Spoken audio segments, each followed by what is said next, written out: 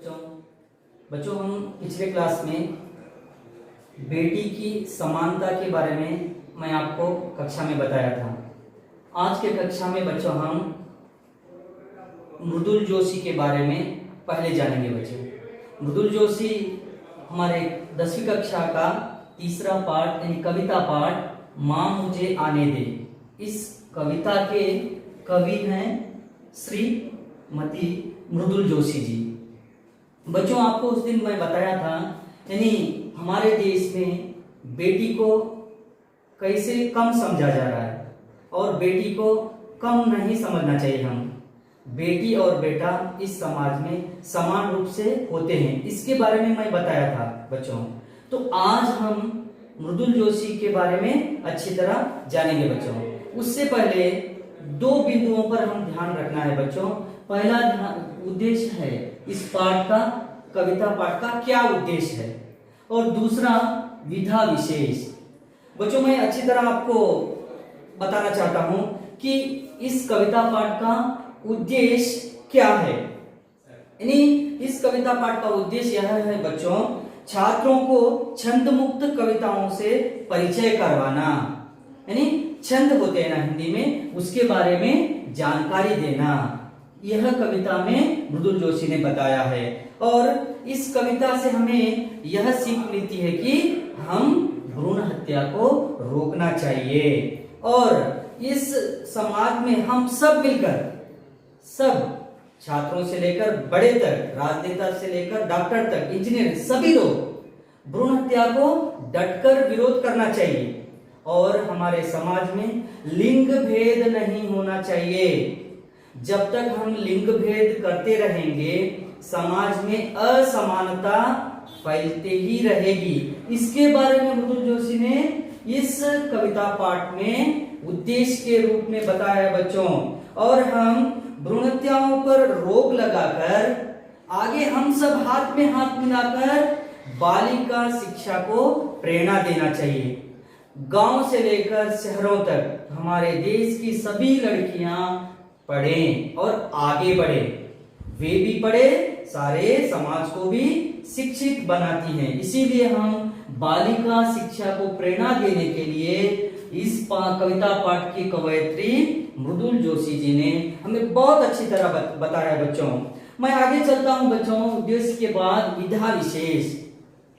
यह कविता, तीसरा कविता माँ मुझे आने दे, यह कविता का विधा विशेष इस तरह है बच्चों कि हम इस पाठ में बेटी को कैसे कम समझ रहे हैं, बेटी को कैसे छोटी यानी भ्रूण हत्या, भ्रूण में रहने पर ही उसको मार डाल रहे हैं। यानी बेटी की एक भावना इस कविता में हमें देखने को मिलती है। माँ भी बाहर समाज में है लेकिन दुखी है माँ। दुखी होने पर भी बेटी ने माँ को एक विश्वास दिला रहे हैं कि माँ मुझे गर्भ से, पेट से बाहर आने दे। इस समाज में आपको जो भी दुख मिल रहा है ना, उस दुख को मैं दूर करना चाहती हूँ। जो आपके सपने हैं, जो कुछ सपने हैं मेरे लिए, उन सपनों को पूरी तरीके से, मैं सही तरीके से उन सपनों को साकार करूंगी। जहां नीवी से लेकर आसमान तक सारे सपनों को मैं पूरा करूं। यह विषय होते हैं ना, सुख दुख बोलते हैं ना, इर्द गिर्द भावना इस कविता में बताया गया है बच्चों।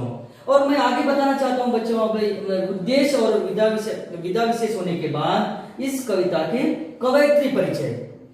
श्रीमती मृदुल जोशी का जन्म कहाँ हुआ और उस महान कवयित्री का किस राज्य में हुआ, कब हुआ उनका जन्म, और उनकी क्या क्या रचनाएं हैं, और इस कविता पाठ को लिखने का कारण क्या है। हम सबको यह मालूम होना चाहिए कि बच्चों मृदुल जोशी जी का जीवन पढ़ने से हमें यह पता चलता है कि समाज में कैसे असमानता फैल रहा है। उस असमानता को दूर करने के लिए ही मृदुल जोशी ने माँ मुझे आने दे कविता लिखी है। इस कविता के माध्यम से हमें पता चलता है कि समाज में कैसे अब भी असमानता फैला हुआ है। उस असमानता को हम निकालना है, लिंग भेद को दूर करना चाहिए। बेटी और बेटा समान है। इसी के बारे में इस महान कवयित्री ने बताया बच्चों। इस कवयित्री का पूरा नाम है मृदुल जोशी बच्चों। और इस महान कवयित्री का जन्म सन 1960 में हुआ बच्चों, 1960। और जन्म स्थान बच्चों उत्तराखंड के काठगोदाम, हमारे देश के उत्तराखंड के काठगोदाम में जन्म हुआ बच्चों मृदुल जोशी का। और इनका मुख्य विषय बच्चों नारी चेतना, नारी को जगाना है, नारी को आगे बढ़ाना है। अगर नारी पढ़ेगी तो देश आगे बढ़ेगा, अगर नारी पढ़ेगी तो अपने घर के, परिवार के और सब लोग आगे बढ़ेंगे, पढ़ेंगे, शिक्षित होंगे बच्चों। इसीलिए नारी को चेतना से करने के लिए ही प्रेरणा हम सबको दे रहे हैं बच्चों। और आगे बोलती हैं सम समाज का निर्माण। हम बड़े बड़े बात बोलते हैं बच्चों, हमारे राजकीय नेता बड़े बड़े बातें करते हैं, नारी को रक्षा देना चाहिए, नारी को शिक्षा देना चाहिए, लेकिन यहाँ केवल बातों पर ही है, लेकिन सम समाज का निर्माण नहीं हो रहा है बच्चों। इसीलिए सम समाज का निर्माण कब होगा? बेटा और बेटी समानता से आगे बढ़ने पर ही सम समाज का निर्माण होगा, समाज में समानता आएगी। इसी विषय को अच्छी तरह मृदुल जोशी ने बताया बच्चों। और इनकी रचना है बच्चों समकालीन हिंदी काव्य में आम आदमी। हम हिंदी पढ़ रहे हैं, लिख रहे हैं, सीख रहे हैं, अच्छी तरह बात कर रहे हैं, उसी के बारे में एक आम आदमी भी हिंदी कैसे पढ़ता है, आगे कैसे बढ़ रहा है, उसी के बारे में मृदुल जोशी ने बहुत अच्छी तरह बताया बच्चों। और आगे दूसरा रचना है बच्चों उनका गुम हो गए अर्थ की तलाश में। गुम यानी दिखाई न देना, अर्थ की तलाश में नहीं, कुछ नया खोजो, समाज में कुछ नया बनाओ, अपने लिए नहीं समाज के लिए। इसलिए कवयित्री कहती है कि गुम हो गए अर्थ की तलाश में। शब्दों के क्षितिज से अलग अलग प्रकार के शब्द होते हैं, उन शब्दों से ही काव्य रचना होती है, कविता रचना होती है। इसके बारे में मृदुल जोशी ने हमें इस कविता में बताया बच्चों।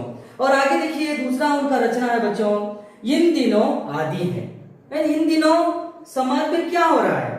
हम प्रतिदिन सभी विषय पढ़ते हैं बच्चों, समाचार देखते हैं, लेकिन हमें मूल रूप से समाज में क्या हो रहा है, बेटी कहाँ है, माता कहाँ है, उनका स्थान क्या है, उनको हम कैसे आदर देना चाहिए, यह हम भूल जा रहे हैं। इसीलिए एक सामान्य व्यक्ति से लेकर बड़े व्यक्ति तक और छोटे से लेकर बड़ों तक हमें आदर करना पहले सीखना चाहिए, घर से ही होना चाहिए बच्चों। हम अगर अपनी बहन को, माता को, पत्नी को गौरव देंगे तो सारा समाज भी अपने अपने स्थान के लोगों को गौरव देंगे। इसी से उनका सम्मान बढ़ेगा, देश भी अच्छा रहेगा, हम भी अच्छे रहेंगे। इसीलिए इस कविता में मृदुल जोशी ने प्रमुखतः केंद्रित हम सबको यह किया है कि हम सब मिलकर बेटी को बचाएं, बेटी को आगे बढ़ाएं, बेटी को पढ़ाएं। इसीलिए हम सब एक मन से सब हाथ में हाथ मिलाकर ये कहें कि बेटी को पढ़ाना चाहिए, बेटी को आगे बढ़ाना चाहिए। आज का पाठ इतना ही बच्चों, और मैं दूसरे पाठ में आपको इस कविता का पूर्णतः विवरण बताऊंगा बच्चों। धन्यवाद बच्चों।